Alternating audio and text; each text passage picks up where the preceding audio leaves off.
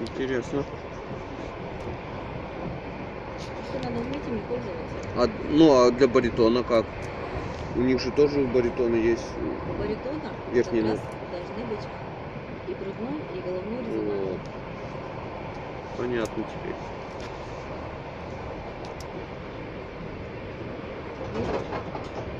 У нас некоторые баритоны в нашем профессиональном хоре поют за вторых теноров. И не достают их ноты. Угу.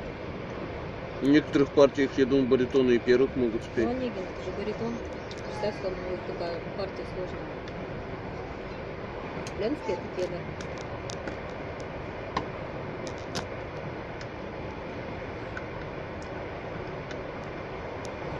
Онегин это не бас-баритон. Потом Олега тоже баритон поет.